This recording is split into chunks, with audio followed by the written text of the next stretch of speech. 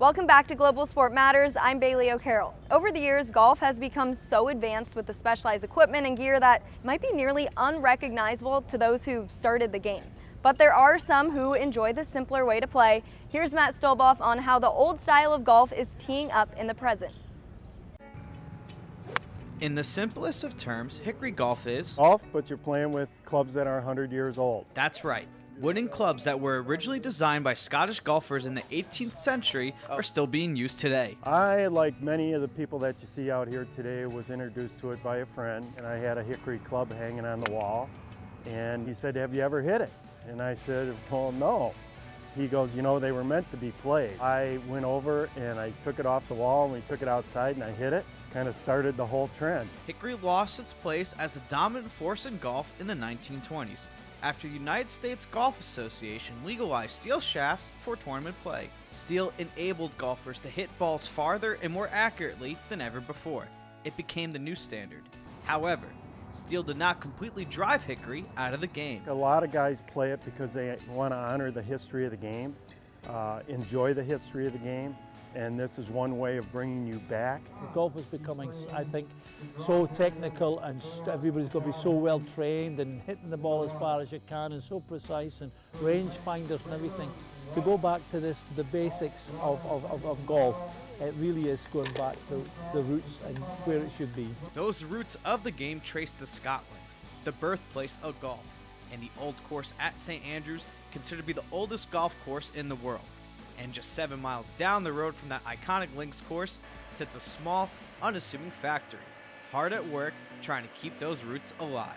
There's people out there that still want the product, and we were able to supply. Hamish Steedman, CEO of St. Andrews Golf Company, said his factory is the last one in the world to handcraft fully playable sets of Hickory golf clubs. There's still a demand for it, and there's more and more countries that are actually becoming very interested in Hickory. The Middle East, starting up in India, we have an agent in Japan that does a lot of work for us, into Malaysia, and we've started doing business in China. The small group of craftsmen at St. Andrews Golf Company do everything by hand. It takes 6 weeks to craft one Hickory club. The company only produces about 4,000 clubs a year. We love our golf, we love the history, and we think it's very important that these skills are retained. Steedman helps to maintain Hickory golf outside of the factory as well. He is chairman of the World Hickory Golf Championship, one of 38 events put on by the Society of Hickory Golfers, founded in the United States in 2000. When it first started, it was just a few players, so our tournaments might be 20 people. Very quickly, we got people interested in starting to play and things, and it started to grow. We went from an active 50 members to now where I think we could maybe reach 800 active members.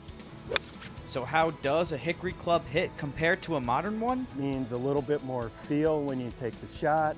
It means that not as big a sweet spot. I have a friend of mine that always says that the truest form of golf is Hickory golf, because when you hit a good shot, you know it was you and it wasn't the equipment. Now obviously, one of the interesting things about Hickory golf is the wooden clubs. But you're probably wondering right now, what am I wearing? Well, another cool component is the clothing. Everything from the top hat to the pants and even the socks. The Society of Hickory Golfers tries to keep everything as authentic as it was in the Hickory era. Part of it is to announce our presence on the course so that people that are watching may not notice the clubs in our bag, but they notice the dress. You look at the older pictures of the guys playing back then, and even the spectators are wearing dresses and coats and ties. And to go out 4 or 5 times a year and dress to the tee, it feels good. I always joke around, there's a couple of different Hickory type players. Some guys are out here to actually play golf and play it well. Others are here to dress up. Steedman said that less than 0.1% of clubs used today are Hickory, but celebrating and preserving the history of golf are more important than ever, bringing people back in time to honor the game. In Sun City West, Arizona, Whoa, best shot of the day for you. Matt Stolboff, Global Sport Matters. Hickory Golf's signature tournament, the World Hickory Open Championship, will tee off this year in the East Lothian area of Scotland on October 20th.